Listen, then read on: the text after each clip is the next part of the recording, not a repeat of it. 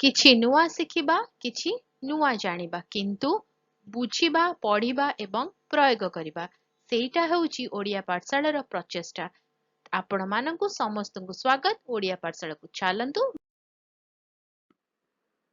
ସ୍ୱାମୀ ଚିନ୍ମୟାନନ୍ଦ 1916 ମସିହାରେ ଜନ୍ମଗ୍ରହଣ କରିଥିଲେ। ସେ ଜଣେ ପ୍ରତିଷ୍ଠିତ ଆଧ୍ୟାତ୍ମିକ ନେତା ତଥା ବେଦାନ୍ତର ଶିକ୍ଷକ ଥିଲେ।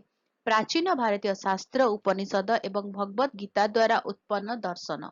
ସେ 1951 ମସିହାରେ ଚିନ୍ମୟ ମିଶନ ପ୍ରତିଷ୍ଠା କରିଥିଲେ।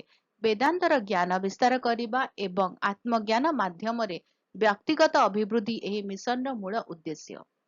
ଚିନ୍ମୟାନନ୍ଦଙ୍କ ପ୍ରାରମ୍ଭିକ ଜୀବନ ଆଧ୍ୟାତ୍ମିକତା ଉପରେ ଏକ ଗଭୀର କୌତୂହଳ ଦ୍ୱାରା ଚିହ୍ନିତ ହୋଇଥିଲା। ଯଦିଓ ସେ ପ୍ରଥମେ ପାଶ୍ଚାତ୍ୟ ଶିକ୍ଷା ଅନୁସରଣ କରିଥିଲେ, ଇଂରାଜୀ ସାହିତ୍ୟ ଏବଂ ଆଇନରେ ଡିଗ୍ରୀ ହାସଲ କରିଥିଲେ।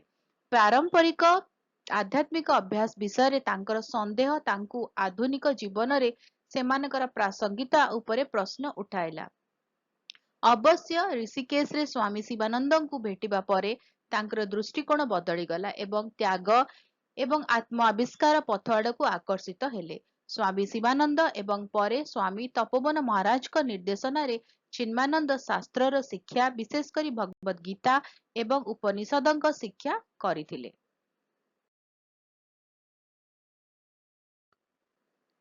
ସେ ଏହି ପ୍ରାଚୀନ ଶିକ୍ଷାଗୁଡ଼ିକୁ ଆଧୁନିକ ଦୁନିଆରେ ଉପଲବ୍ଧ କରାଇବାରେ ବିଶ୍ୱାସ କରୁଥିଲେ।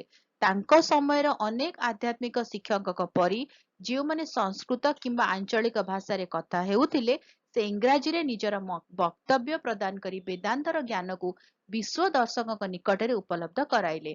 ସେ ଜଣେ ଉତ୍ତମ ବକ୍ତା ତଥା ଲେଖକ ଥିଲେ। ପବିତ୍ର ଗ୍ରନ୍ଥଗୁଡ଼ିକ ଉପରେ ଅନେକ ମନ୍ତବ୍ୟ ଦେଇଥିଲେ ଏବଂ ସାରା ବିଶ୍ୱରେ ହଜାର ହଜାର ବକ୍ତୃତା ପ୍ରଦାନ କରିଥିଲେ।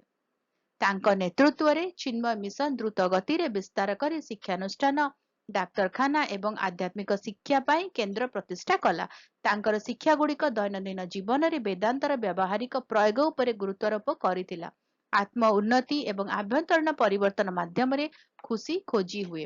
ସ୍ୱାମୀ ଚିନ୍ମୟାନନ୍ଦଙ୍କ କାର୍ଯ୍ୟ ସର୍ବଭାରତୀୟ ସ୍ତରରେ ଆଧ୍ୟାତ୍ମିକ ସାଧକଙ୍କୁ ପ୍ରେରଣା ଯୋଗାଇଥାଏ ଏବଂ ତାଙ୍କର ଆଦର୍ଶ ଚିନ୍ମୟ ମିଶନ ଭାବରେ ଜୀବିତ।